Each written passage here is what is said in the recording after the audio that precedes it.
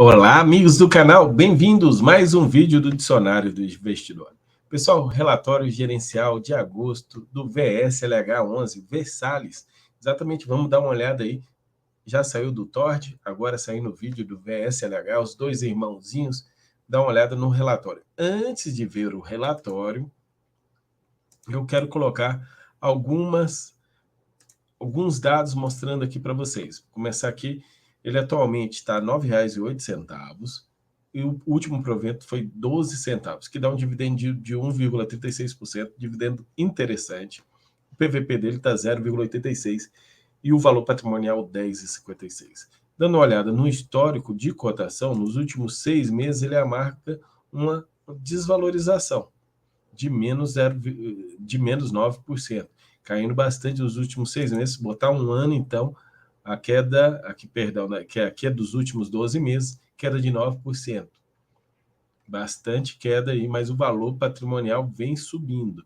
Os proventos dele, apesar de ter aquele momento de IPCA muito alto, todo mundo esperava proventos nessa casa aqui, quando estava lá no início do ano passado, o GPM alto, ele teve provento 17 centavos, lá em setembro 18 centavos, a gente esperava algo, aqui também foi um IPCA alto, esperava coisas assim, aqui se manteve. E você pode ver que exatamente aqui em setembro, a partir de setembro para outubro, ele passou a distribuir um provento menor, porque bem aqui mudou a política de distribuição do fundo. O fundo passou a distribuir mais caixa aqui e menos por competência, que ele estava fazendo antes. Se vocês chegarem a ver, foi exatamente mais ou menos quando o MXRF11 foi notificado para aquela distribuição. Depois disso, as coisas já mudaram, né? Mas se for ver aqui, o valor patrimonial estava em novembro, antes dele mudar, começar a distribuir somente o caixa, mais o caixa, não diria somente, ele estava com um valor patrimonial de 9,81. E ele continuando com os mesmos ativos, os ativos foram valorizando. Como assim valorizando aqui? A inflação ficou acruada. Então, a inflação ficou ainda nos ativos e não foi distribuída. Então, o valor patrimonial dele de 9,81 saltou para 10,56, 70 centavos de valorização no valor patrimonial. Vamos tentar entender no relatório gerencial se está claro essas valorizações? Então, vamos lá. Ele atualmente está com 82 mil cotistas, ainda longe dos 100 mil cotistas que tem o TOR 11, valor patrimonial de 10,56, valor do mercado que fechou o mês foi 8,92. Hoje está até mais baixo, né? Dá uma conferida aqui. Hoje está mais alto, 9,8. Então, esse mês está até valorizando. Também esse último rendimento foi um pouquinho maior, incentivou. Olhando as movimentações, quem viu o vídeo do TOR 11 lembra que teve uma venda de CRI. Olha o que ele comprou. Ele comprou os CRIs do TOR 11 ao preço da curva. Então, ele está comprando os CRIs do TOR 11. Distribuiu 12 centavos, que dá um dividendo de 1,14% em relação à sua cota patrimonial. Ele comprou esse mês aí 1.170 unidades CRI Brasil Parque subordinada e comprou também 420 unidades de CRI GPK subordinada. Isso aqui eu já não sei de quem ele comprou, a gente tem que checar depois. E ele vendeu 298 unidades CRI urbanas Santa Maria Seniors. Vamos ver, lendo depois os relatórios, vamos ver se algum outro fundo da casa, ou da Hectare, ou do DEVA, possa ter comprado isso aqui, que normalmente há essas movimentações entre essas casas. Seguindo a expectativa do período de férias de alta temporada nas principais praças, os projetos no mês de julho de 2022 apresentam uma leve melhora nos indicadores. Quem leu o relatório do TOR 11, esse parágrafo estava lá. Quanto à carteira de recebíveis, eles também comentam, eles acham que a inflação vai diminuir o índice de inadimplência e os pedidos de cancelamentos, então a deflação vai ajudar o fundo, porque vai pesar menos para quem tem que pagar suas prestações, e apesar de ser uma deflação em cima do projeto de lei complementar de 18 de 2022, que reduziu o ICMS, apesar de ser disso, ainda para o mês, a Ambima, para o mês de setembro, projeta uma deflação de 0,12%. Esse parágrafo também está lá no TOR 11. A carteira está com 97,7% dos CRIs que possuem proteção contra a deflação. Então está tranquilo, ter deflação ou não ter, ou ser zero, tanto faz. É como se fosse IPCA zerado, devendo a variação ser negativa desconsiderada. O valor representa 83,2% do patrimônio líquido do fundo. Assim, é importante ressaltar que a correção monetária dos rendimentos dos CRIs que possuem proteção contra a deflação é apurada da seguinte maneira: diariamente, base 252, que são 252 dias úteis, um mês de defasagem a partir do pagamento da PMT. A alteração do mês referência do IPCA no dia seguinte ao pagamento da PMT. Os PMT são pagos todo dia 20. Então, no dia 21 é que passa a pegar o próximo IPCA. Aqui, a DRE, também como o TOR de 11, passou a se ter o regime caixa financeiro e o regime competência contábil. É interessante a gente sempre dar uma olhadinha que aqui o resultado caixa foi 2.646.000 e a distribuição foi 2.090.000. Desta vez, eles distribuíram menos que o caixa. Dessa vez, eles distribuíram menos que o caixa. Fiquei até curioso aqui, porque está botando uma distribuição maior aqui, mas tudo bem. Dessa vez, distribuiu menos que o caixa. Quando a gente olha a distribuição contábil, está dizendo que distribuiu mais que o contábil. Não está muito claro isso, porque a distribuição é a mesma, né?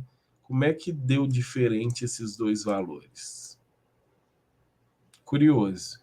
Mas quando a gente olha no resultado do ano, a gente vê que no ano ele teve 18 milhões de resultado caixa e uma distribuição de 27 milhões. Está distribuindo mais que o caixa. Porém, contábil teve 38 milhões e distribuiu 27 milhões, menor que o contábil. Ele está distribuindo mais que o caixa, mas menor que o seu resultado contábil.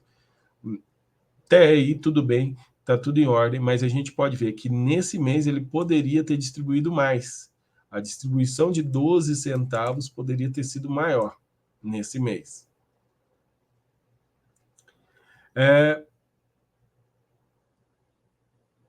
Continuando aqui para a gente dar uma olhada como é que está a carteira dele, está 85,1% em CRIs, 9,1% em fundos de investimento imobiliário e 5,8%. Esse 9,1% em fundo de investimento imobiliário não está performando. 5,8% em caixa, ele está usando esse caixa para ir comprando todo mês um pouquinho mais de CRIs, ajudando o TOR de 11 lá. Os CRIs, grande parte é do setor de hotelaria, por isso o risco é muito grande, 3,2% residencial, 11% comércio, 3,7% lazer. Aqui, questão de os devedores, o maior devedor é o grupo GPK. Se o grupo GPK der um problema, é 21% do patrimônio. É muita coisa. E do 14,1% é o grupo Mirante. E o circuito de compras, 13,3%. São os maiores devedores aí que tem na carteira do VSLH.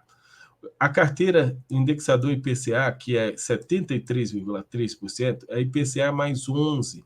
Então, o IPCA zerado ainda rende 11% ao ano, é muita coisa. E o IGPM, que é 20% da carteira, ele zerado ainda rende 14% ao ano, isso dá mais de 1%. Então, por isso que o rendimento dele pode vir ainda muito bom, o rendimento do VSLH. A carteira tem 57,9% sênior, 38,8% subordinada. Está bastante coisa sênior, mas tem muito subordinada, que faz ficar com um risco maior. Por isso que a média ponderada de prêmio que ele tem é a inflação mais 11,72. Investe muito em multipropriedade, muito corporativo, pouco loteamento, pouco shopping e incorporação vertical também muito pouco. Aqui são os CRIs da carteira. O Resort do Lago está vermelhinho aqui, ó, a chamada de atenção. Por quê? Porque a razão PMT dele está abaixo de 100, porque a razão de saldo devedor dele também está abaixo de 100, por isso chama atenção. Quando esses dois aqui ficam abaixo de 100, fica vermelhinho. Quando é um dos dois abaixo de 100, fica amarelo. Vocês podem ver aí, eles também está vermelho o Solar da Águas e o Resort do Lago. Se você for dá uma olhadinha, tem uma quantidade bem maior de CRIs, né? Vermelhinho, tem mais aqui o EDA, que também está lá na carteira do TORD 11, também está vermelhinho, porque está com os dois abaixo de 100%. Enquanto ainda está positivo, tá bom, né? Na hora que ficar negativo, eles não tem como pagar de jeito nenhum. E os fundos que ele investe, o lote por metro quadrado, ele tem 1,3% do PL, e a maior parte é o XBXO, que é o shopping Feira da Madrugada, que de 7,77% que ele investe lá nele, bastante coisa, porque além de investir diretamente lá na equity, através do fundo imobiliário, ele também financia através do CRI, do circuito de compras, que está bem aqui. Mas se você olhar o CRI do circuito de compras, ele não dá informações para a gente como PMT, como a razão do saldo devedor, a gente acaba não tendo essas informações aqui. Mas a gente tem aqui informações de 3,5% do PL apenas, e o valor na curva em milhões, 11,2, o valor de mercado, 11,03, e a quantidade que ele investe. Então, nós não temos essas outras informações, mas a duration dele é bem pequena, 1,4 anos. Então, é bem pequena, e aí IPCA mais 8, as cotas são seniors, então a exposição dele no CRI, circuito de compra, está bem tranquila. Agora, já a exposição diretamente XBXO, que ainda não está gerando renda, 7,77%, é muita coisa aí, não gerando renda no fundo. E aqui um pouquinho de cada um dos CRIs, que ele explica cada um deles como é que funciona, e os prêmios, que são os cupons bem altos mesmo, aqui, principalmente as partes subordinadas, IGPM mais 23% ao ano, é uma taxa muito alta aqui no Resort do Lago. Consequentemente, o pessoal não está dando conta de pagar, porque é uma taxa muito alta para empréstimo. Pessoal, o nosso relatório gerencial do mês de agosto do VSLH é tudo isso aí. Eu esqueci de dizer no começo do vídeo, mas vou deixar claro para vocês, não é uma recomendação de investimento. Eu acho esse fundo imobiliário muito arriscado, tenho ele na carteira em proporções bem pequenas, acho que atualmente, principalmente com a deflação, com a inflação mais controlada, ele vai começar a performar melhor como performava no passado, porque os prêmios da carteira é muito alto. Ele não precisa de inflação para poder pagar um bom resultado, tá? Continuo dizendo, não é uma indicação de investimento, nem de compra, nem de venda. Tem pessoa que ama o VSLH e tem pessoa que odeia o VSLH. Eu estou apenas trazendo dados públicos e apresentando para vocês. Muito obrigado a todos. Deixe aquele like, se inscreve no canal e até a próxima.